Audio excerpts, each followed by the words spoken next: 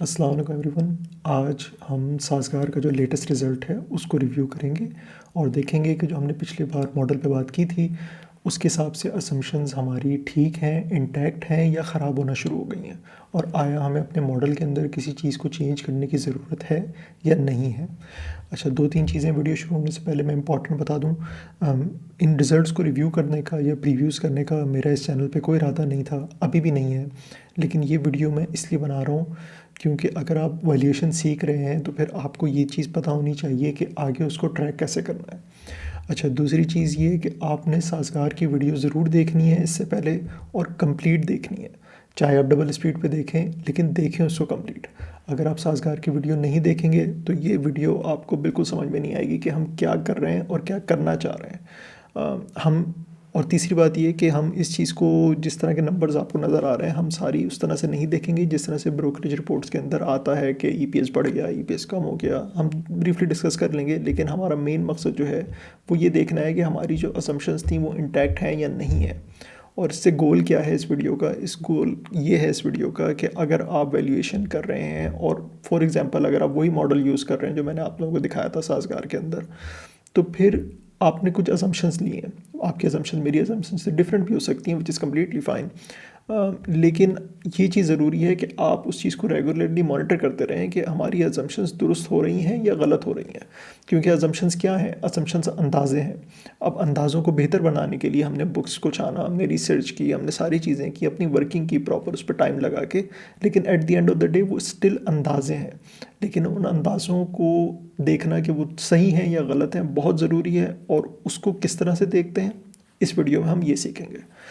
तो आएँ अब दोबारा एक दफ़ा क्विकली मॉडल को विज़िट करते हैं और ये देखते हैं कि हमने क्या 3 बड़े अंदाज़े लगाए थे, और अब इस रिज़ल्ट के बाद हम क्या चीज़ें अख़ज़ कर सकते हैं कि हम किस डायरेक्शन में जा रहे हैं और हमें कोई चेंजेस करने की ज़रूरत है या नहीं है।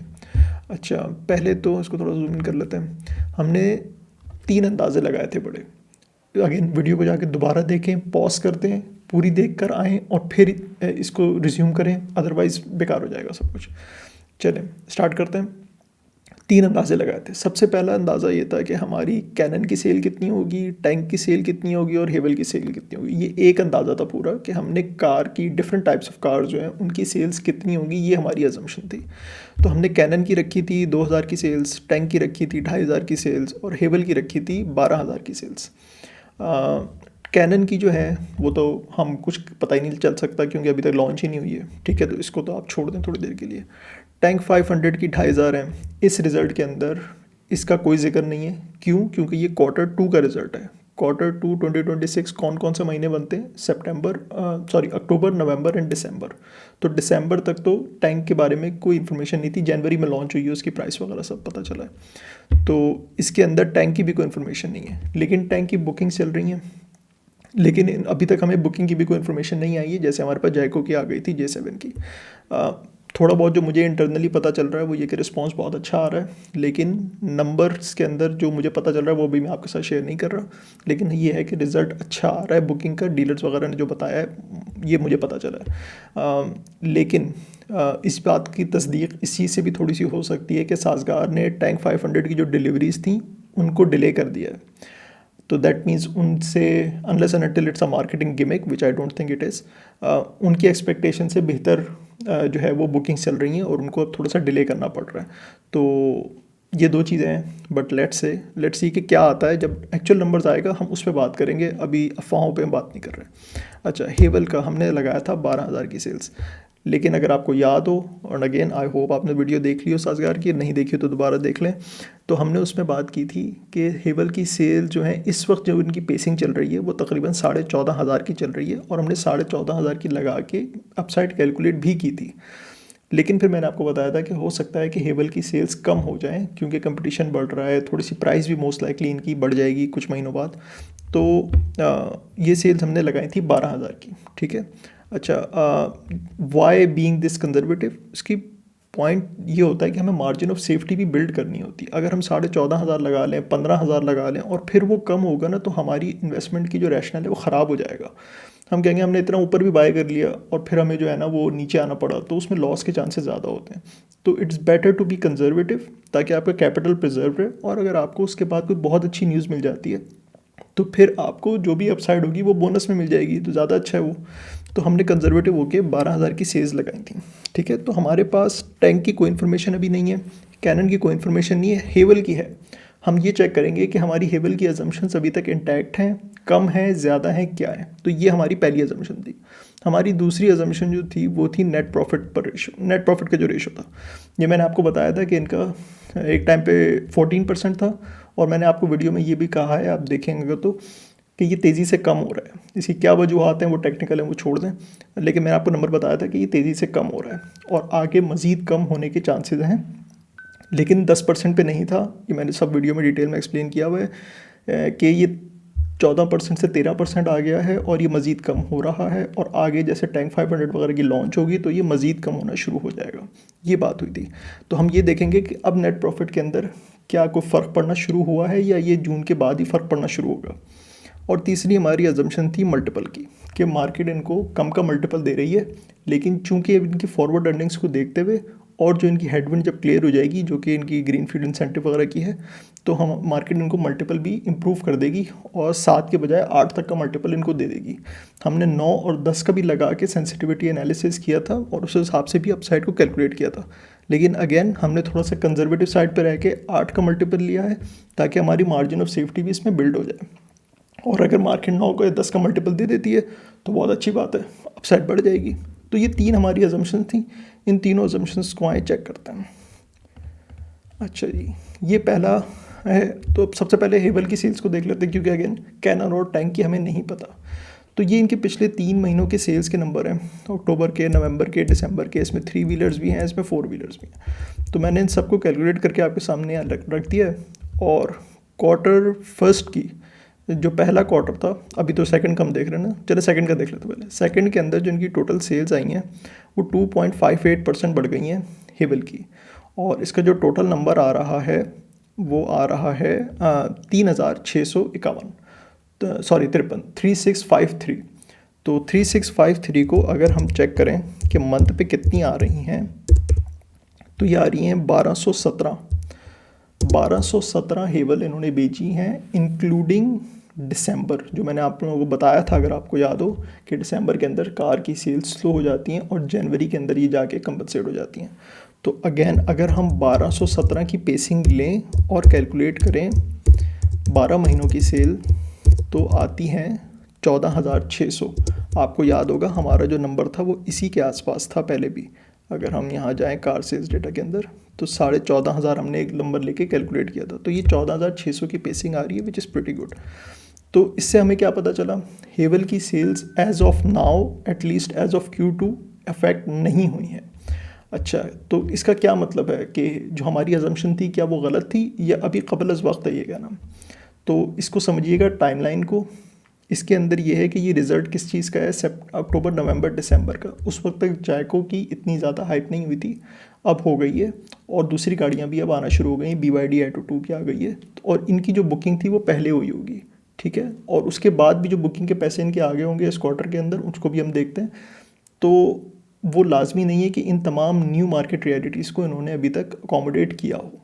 As of now it looks great, ठीक है। हो सकता है हमारे 12,000 से बहुत ऊपर ही नंबर रहे इनका, और अगर रहता है तो हमारी अपसाइड मज़ीद बढ़ जाएगी, लेकिन हमने बेस लाइन 12,000 लिए कि यार इससे कम तो मुश्किल हो, ताकि हमारा जो रैशनल है वो सेफ़ रहे।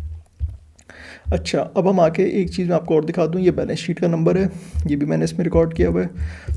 जो फर्स्ट क्वार्टर था उस वक्त इनके जो एडवांस कैश रिसीव हुआ था वो तकरीबन 31 बिलियन रुपीज़ का था। अब वो बढ़ के 32.3 बिलियन रुपीज़ का हो गया। ज़्यादा इंक्रीज़ नहीं है, 1.82% का इंक्रीज़ है। बट ये क्या हमें बताता है, ये वो बताता है कि इसके अंदर एक बहुत बड़ी अमाउंट जो है वो हेवल की बुकिंग के पैसे हैं। तो इससे हमें ये पता चलता है कि जो क्वार्टर 1 के अंदर जब ऑलमोस्ट 32 बिलियन थे, तो हेवल की सेल्स तकरीबन 3650 हुई। अब हमारे पास 32 बिलियन की बुकिंग हुई हुई है, तो चांसेस ये हैं कि अगले क्वार्टर में भी इतनी ही हेवल की सेल्स हो जाएंगी, ठीक है। इसको इस तरह से इंटरप्रेट कर सकते हैं आप। एक्चुअल नंबर्स तो हमें नोट्स के अंदर पता चलेंगे, लेकिन वो नोट्स इसके अंदर पब्लिश नहीं हुए हुए क्वार्टरली रिजल्ट के अंदर। लेकिन इससे हमें ये लगता है कि हेवल की सेल्स अगले क्वार्टर में भी ऑलमोस्ट इसी नंबर के आसपास होंगी। अगर रहा तो हम देख लेंगे अगले क्वार्टर में कि करीब रहती हैं या नहीं रहती हैं, लेकिन इससे हमें यही इंडिकेशन मिल रही है। तो हमारी पहली अजम्पशन हमने चेक कर ली कि हेवल की सेल्स हमने लगा था कि 12,000 तो कम से कम रहेंगी। हमारी अजम्पशन दुरुस्त है, 12,000 से ऊपर ही रह रही हैं, अच्छे खासी ऊपर हैं अभी तो। अब देखते हैं नेक्स्ट क्वार्टर से नेक्स्ट क्वार्टर के अंदर क्या होता है। अच्छा, नेक्स्ट से नेक्स्ट के अंदर हमें सेल्स पता चलेंगी, लेकिन अगर नेक्स्ट क्वार्टर के अंदर हमें ये नंबर गिरता हुआ नज़र आया तो हम देख सकते हैं कि यार शायद हो सकता है बुकिंग के पैसे थोड़े से कम हो रहे हैं, या अगर ये यहीं भी खड़ा रहा तब भी हम अज्यूम कर लेंगे कि हेवल के नंबर थोड़े से कम हो गए, क्योंकि इसके अंदर फिर टैंक की बुकिंग के पैसे भी शामिल होना शुरू हो जाएंगे। ठीक है, तो ये चीज़ आपको ध्यान में रखनी है। दूसरी हमारी जो अजम्पशन थी वो थी नेट प्रॉफिट 10%। इसको देख लेते हैं। यहाँ पर आए तो नेट प्रॉफिट की मार्जिन जो है वो 11.84% हो गई है। अगेन आप याद करें, मैंने आपको कहा था कि अभी 14% थी, अब 13 हो रही है और मज़ीद तेज़ी से गिरेगी, तो हमने 10% उसको पहले से रख लिया था। तो अब ये 11.84% है, डेफिनेटली गिरी है। इस वक्त इनका मार्जिन बहुत कम हो गया है, लेकिन the good thing about being conservative, हम अभी भी सेफ़ हैं। 10% से जो हमारी अपसाइड थी वो अभी भी इंटैक्ट है। ठीक है, तो अगर हमने इसको यहाँ पे फॉर एग्जांपल हमने 13% ही रख लिया होता, जो हम अज्यूम कर रहे थे 13.84 था इनका, अगर हम एज इट इज़ अज्यूम कर लेते और हम अपना दिमाग नहीं लगाते कि आगे क्या हो रहा है, हम आगे प्रिडिक्शन नहीं करते, तो ये 13.84 ही है। तो हमारी अपसाइड आ रही होती 76% की। हम कहते हैं यार 3,500 का स्टॉक है, ये 2,800 का भी मिले ना तो भी ज़बरदस्त है, ले लो। लेकिन हमने आगे एक चीज़ को प्रिडिक्ट किया और हमने इसको 10% रखा। हमने कहा यार 2,500 रुपये तक का स्टॉक हो सकता है इसकी फेयर वैल्यू हो, again based on our assumptions which can change any day. तो हमने 27% की अपसाइड इसकी कैलकुलेट की थी। तो इस तरह से अगेन फाइनेंशियल एडवाइस तो है नहीं, हम इन्वेस्टमेंट तो कर नहीं रहे, लेकिन हम ये देख रहे हैं कि करते किस तरह से, कैलकुलेशन किस तरह से करते। तो हमने 10% की अजम्पशन ली थी और ये गिर के 12% से नीचे आ चुकी है ऑलरेडी। और आगे जो ग्रीन फील्ड इंसेंटिव है जब इनका ख़त्म होगा और टैंक की जब एक्चुअल लॉन्च शुरू होगी, कैनन की लॉन्च आएगी, तो मोस्ट लाइकली ये 10% पे आ जाएगा। हमने सेंसिटिविटी एनालिसिस करके 9%, 10%, 11% तीनों पे चेक किया हुआ है। अगर ये 10% से नीचे गिर जाता है तो हम इसके 9% करके अपसाइड कैलकुलेट चेक कर लेंगे। अगर ये 11% ही रहता है एंड में तो हम 11% करके भी चेक कर लेंगे। ठीक है, तो लेकिन हमारे पास अभी 10% है, हमारी अजम्पशन अभी भी इंटैक्ट है, तो दूसरी अजम्पशन भी हमारी ठीक है। लेकिन दूसरी अजम्पशन के बारे में क्विकली थोड़ा सा और बात कर लेते हैं।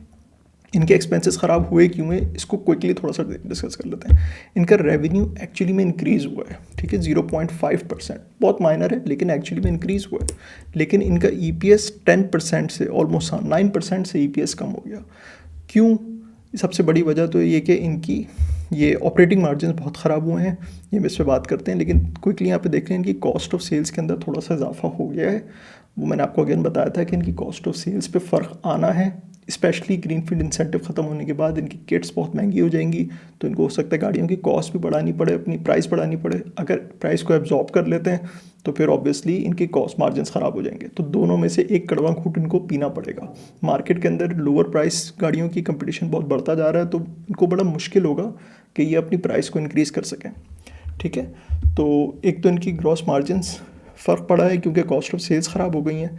सेकंड, आप ये देखेंगे इनके सेलिंग एंड डिस्ट्रीब्यूशन एक्सपेंसेस 50% से बढ़ गए हैं। ये क्या चीज़ रिफ्लेक्ट करता है कि या तो इनको मार्केटिंग ज़्यादा करनी पड़ रही है, या फिर जो है वो टैंक की जो सेलिंग करनी थी ना, उसके बारे में उसके अखराजात अभी से इन्होंने थोड़ा से एब्जॉर्ब करना शुरू कर दिए हैं। अच्छा, और लास्ट इनकी जो इंटरेस्टिंग चीज़ है वो ये कि इनकी अदर इनकम बढ़ गई है। इस पर हम ऑलरेडी इनडायरेक्टली बात कर चुके हैं। जब आपके पास इतने ज़्यादा कैश रिजर्व आ जाते हैं तो फिर आप उसको इन्वेस्ट कर देते हैं या बैंक में रख लेते हैं, उनसे जो पैसा आता है वो आपकी अदर इनकम में चला जाता है। तो चूँकि ये बढ़ रहा है तो इनकी अदर इनकम भी बढ़ रही है। अगेन गुड साइन है बिज़नेस के लिए। टैक्सेशन में कोई इजाफा नहीं हुआ, 9.10% जो है वो एज इट इज़ समझ लो आ गई है। इनका टैक्स का रेट के अंदर, मतलब कहने का मकसद टैक्स के रेट के अंदर कोई इजाफा नहीं हुआ, तो इसके बावजूद जो है इनका ऑपरेटिंग मार्जिन्स की वजह से इनका EPS कम हो गया है। अच्छा, अब हम ये हमने प्रॉफिट की उसकी बात करी, लेकिन हमने चूँकि पहले से ही कम अज्यूम किया हुआ था, हमने आगे से इसको प्रेडिक्ट कर लिया था, तो हमारी ये वाली अजम्पशन भी इंटैक्ट है। हमारी तीसरी अजम्पशन थी कि मार्केट इनको 7 का मल्टीपल दे रही है, लेकिन आगे जाते जाते ये मल्टीपल बढ़ जाएगा और हमने इसका 8 का मल्टीपल अज्यूम कर लिया था। और मैंने ये भी कहा था कि 9 और 10 भी हो सकता है ये, लेकिन हम 8 का अज्यूम करके अब साइड कैलकुलेट करेंगे। अच्छा, 8 का मल्टीपल क्या है? देख लेते हैं अब इनके इस ईपीएस पे जो है ना, इनकी साल का जो ईपीएस बनता है वो समझो 266 समथिंग बनता है। और अगर अभी हम 2100 रुपये की प्राइस चल रही है, कैलकुलेट कर लें तो 7.9, तो ये आपका 8 का मल्टीपल लोगों ने देना शुरू कर दिया है। लेकिन क्यों दे रहे हैं लोग 8 का मल्टीपल इसलिए दे रहे हैं क्योंकि उनको पता है कि आगे अर्निंग बढ़ जाएंगी, तो वो फॉरवर्ड पी जो है ना उस हिसाब से दे रहे हैं, फॉरवर्ड अर्निंग के हिसाब से पी को बढ़ाना शुरू कर दिया। जब ये थोड़ी सी एक्टिविटी बढ़ेगी, ये टैंक कैनन ये थोड़ा सा लाइमलाइट में रहेंगे, और अगर हेवल की सेल्स भी अच्छी रहीं तो ये मल्टीपल 8 का वैसे भी हो जाएगा, मार्केट का पी मल्टीपल भी बढ़ेगा वक्त के साथ साथ। और सबसे बड़ी बात ये, इनकी जो एक तलवार लटक रही है इनके सर के ऊपर कि बाद में इनकी मार्जिन वगैरह के साथ क्या होगा ग्रीन फील्ड इंसेंटिव ख़त्म होने के बाद, वो जब उतर जाएगी तो फिर जो है ये मल्टीपल भी एक जगह पे स्टेबल हो जाएगा। तो ये चीज़ें, तो हमारा जो तीसरा जो हमने लगाया था मल्टीपल, वो भी हमारा अभी तक इंटैक्ट है, ठीक है। तो हमारा जो मॉडल था उस हिसाब से तीनों चीज़ें हमारी सही चल रही हैं। तो उसके बाद हम इन चीज़ों पे इतनी तवज्जो देने की हमें ज़रूरत ही नहीं है कि फाइनेंशियल कॉस्ट को क्या हुआ या फिर ईपीएस जो है वो 9% क्यों कम हो गया। हमारी जो देखने का तरीका था ना, उन चीज़ों के हिसाब से आप देखें तो फिर आप एक बहुत ही बचकाना सा जो होता है ना अमेचर टाइप का, आप उस तरह का एनालिसिस नहीं करेंगे। आप ये नहीं देखेंगे अच्छा यार ईपीएस जो है वो 9% कम हो गया, मैं तो बेच के निकल रहा हूँ, बहुत ख़राब रिजल्ट आया, या फिर डिविडेंड सिर्फ 15 रुपये का दिया है, ये बच्चों वाली बातें कोई नहीं करेगा। इससे आप जो है ना वो बेहतर तरीके से देख सकते हैं कि हमारी जो अजम्पशंस थी, उन अजम्पशंस को हम देखेंगे कि इंटैक्ट है या नहीं है। हमने जिस बेसिस पे पैसे लगाए हैं या जो इन्वेस्टमेंट की, थ्योरेटिकल अगेन कोई फाइनेंशियल एडवाइस नहीं, उसके वो चीज़ें ठीक हैं या नहीं है। तो वैल्यूएशन जब आप करते हैं तो उसके बाद आप चीज़ों को भी देखते हैं। अगर आपकी अजम्पशंस ख़राब हो जाएंगी तो फिर आपका रैशनल ख़राब हो जाएगा, फिर इन्वेस्टमेंट में रहने का कोई फ़ायदा नहीं है। तो ये सारी चीज़ें थी, इस पर देख लिया हमने, तीनों चीज़ें इंटैक्ट हैं। तो रैंडम चीज़ों को नहीं देखना। एडमिन एक्सपेंसेस 25% बढ़ गए, ठीक है, चलता रहता है, बिजनेस कर रहे हैं। फाइनेंशियल कॉस्ट थोड़ी सी बढ़ गई, doesn't matter. The main thing is कि जो चीज़ें हमारे लिए इंपॉर्टेंट हैं, एक number of car sales, 2 margin and 3 multiple, ये तीनों चीज़ें इंटैक्ट हैं। अब जब टैंक का नंबर आएगा तो हम उस पर प्लग इन करके देख लेंगे। लेट्स अज्यूम कि ये 14,000 14,500 जो बेच रहे हैं ये एज इट इज़ बेचते रहते हैं और कोई फ़र्क आता ही नहीं है, और यहाँ पे टैंक की जो बुकिंग चल रही है ये 3,000 हो जाती हैं, और मार्केट 8 का ही मल्टीपल देती है, और नेट प्रॉफिट रेशो 10% ही रहता है, तो भी अपसाइड बहुत अच्छी चेंज हो जाती है। तो हम इसको ट्रैक कर लेंगे, आप अपने एंड पे ट्रैक करते रहें। लेकिन मैंने अब आपको इस वीडियो के थ्रू ये सिखा दिया है कि आपने ट्रैक करना क्या है और किस तरह से करना है। तो आई होप ये वीडियो यूज़फुल रही हो, और अगर इस वीडियो को किसी ने देख लिया और साजगार की वीडियो को नहीं देखा है तो अगेन लास्ट टाइम मैं ये मेंशन करूँगा कि उसको देखें, उसके बाद इसको देखें, तो आपको पता चल जाएगा और कि किस तरह से पूरा एनालिसिस करना है और किस तरह से मॉनिटरिंग करनी है, और नेक्स्ट टाइम से जो भी रिज़ल्ट आएगा आप मॉनिटर कर सकेंगे। ओके, क्या अच्छा लगा क्या बुरा लगा मुझे बताइएगा, और अपने थॉट्स भी शेयर करिएगा कि इस रिज़ल्ट के बारे में आप क्या समझते हैं, कि ये अच्छा है बुरा है, या फिर इस वीडियो को देखने के बाद आपकी थॉट्स चेंज हुई हैं।